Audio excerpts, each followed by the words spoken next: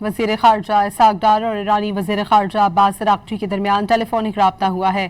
ترجمان دفتر خارجہ کے مطابق دونوں رہنماؤں نے خطے کی صورتحال پر تبادلہ خیال کیا۔ اسحاق ڈار نے کہا کہ اسلام آباد مفاہمتی یادداشت کے مطابق کشیدگی میں کمی اور تحمل کا راستہ اختیار کیا جائے۔ خطے میں پائیدار امن اور استحکام کے لیے مذاکرات اور سفارتکاری مؤثر راستہ ہے۔ انہوں نے کہا کہ پاکستان خطے میں امن اور استحکام کے لیے تعمیری کردار جاری رکھنے کے لیے تیار ہے۔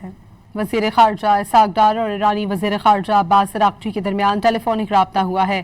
ترجمان دفتر خارجہ کے مطابق دونوں رہنماؤں نے خطے کی صورتحال پر تبادلہ خیال کیا۔ اسحاق ڈار نے کہا کہ اسلام آباد مفاہمتی یادداشت کے مطابق کشیدگی میں کمی اور تحمل کا راستہ اختیار کیا جائے۔ خطے میں پائیدار امن اور استحکام کے لیے مذاکرات اور سفارتکاری مؤثر راستہ ہے۔ انہوں نے کہا کہ پاکستان خطے میں امن اور استحکام کے لیے تعمیری کردار جاری رکھنے کے لیے تیار ہے۔ وزیر خارجہ اسحاق ڈار اور ایرانی وزیر خارجہ عباس اراغچی کے درمیان ٹیلی فونک رابطہ ہوا ہے۔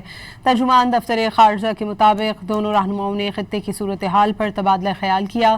اسحاق ڈار نے کہا کہ اسلام آباد مفاہمتی یادداشت کے مطابق کشیدگی میں کمی اور تحمل کا راستہ اختیار کیا جائے۔ خطے میں پائیدار امن اور استحکام کے لیے مذاکرات اور سفارتکاری مؤثر راستہ ہے۔ انہوں نے کہا کہ پاکستان خطے میں امن اور استحکام کے لیے تعمیری کردار جاری رکھنے کے لیے تیار ہے۔